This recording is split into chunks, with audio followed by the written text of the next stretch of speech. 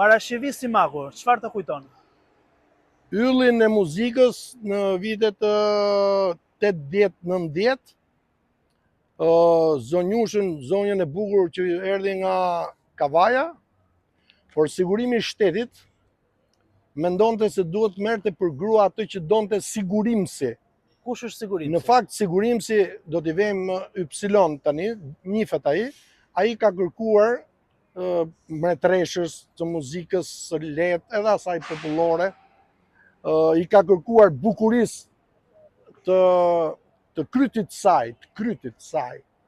I ka kërkuar ta kishte për grua, po ai harroi se nuk mundet të shkojë sigurimi i shtetit me liberalitetin e këngës. Nuk mund të shkojë, se artisti është liberal. Dhe parashëvia e refuzoi. Në momentin e refuzimit, sigurimi pastaj është hakmarr, ndoshta shpresoj të mos hakmerret edhe fallangat e krimit në ditët e sotme. Në çfarë viti bëhet fjalë? Duhet të jetë viti 89, ndoshta 88.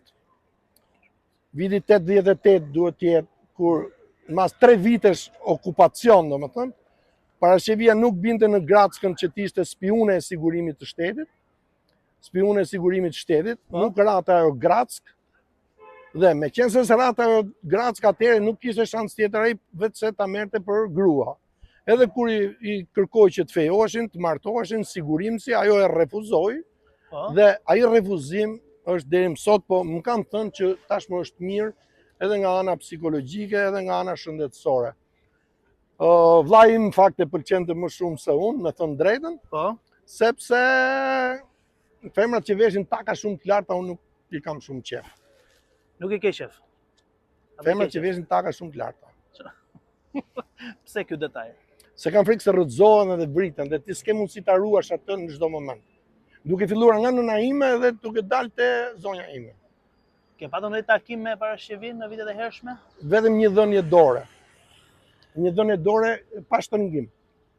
Se femrave zakonisht nëse të pëlqen, i shtrëngohet dora. Unë i thash që vllai im ishte Beckenbauer i Tiranës edhe në atë kohë keqardhje. A ka patur shumë persona të tjerë në dijenin tënde që e kanë patur qef, e kanë pëlqyer, simpatizuar ose dashuruar fort? Mbi lumin shkumbin të gjithë. Mbi lumin shkumbin të gjithë. Kurse në jug ishin me përzgjedhje vetëm sigurimi i shtetit. Vetëm sigurimi i shtetit. Ndërkohë, a di ndonjë këngë të parashëvisë? Je futur në linjën e 007-s dhe këtu s'ke për të marrë përgjigjen asnjëherë.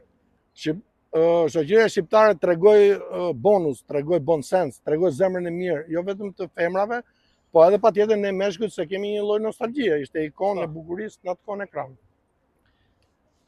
Çfarë do të ishte më e duhura për parashëvin? Të kthehej në Shqipëri, të bënte koncerte, të vijonte atë pjesë të mbetur të jetës së saj, apo të qëndronte në Shtetet Bashkuara të Amerikës? Nëse unë do të isha në një moment hipotetik si sta doktori kryeministri i vendit, menjëherë do të vija çdo gjë në dispozicion që të kthehej në Shqipëri me gjithë dinjitetin e saj, jo vetëm parashëvi Simaku, po të gjithë artistët pa hezitim. Shteti shqiptar ka para.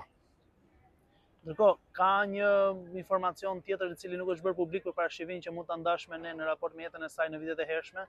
Ishte femra më e ndershme dhe më e bukur, mund t'i them pas nënës time. E ke dashuruar dhe ti në një farë forme kështu si artiste? E kishte shumë qejf vllai im, po vllai im gjeti një tirancë të shkëlqyer pastaj që e ka në krah dhe sot e gati 40 vite, 40 e sa vite. A u paragjykua parashëvia në atë kohë se vinte nga një qytet si Kavaja? Në mënyrë absolute jo, Kavaja është qyteti i rebelëve, i demokratëve, i liberalëve.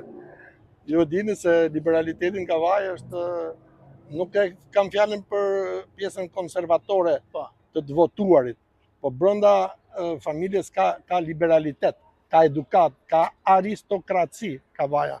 Nuk them se ja kalon Shkodrës apo Korçës, por është në 7 qytetet me aristokracinë më të lartë në trojet etnike shqiptare.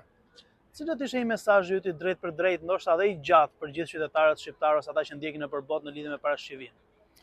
Parashëvia është shpirti, zemra e Kavajës, që është pjesë e prefekturës Tiranës, nga Ahmet Zogu i parë mbreti i shqiptarëve.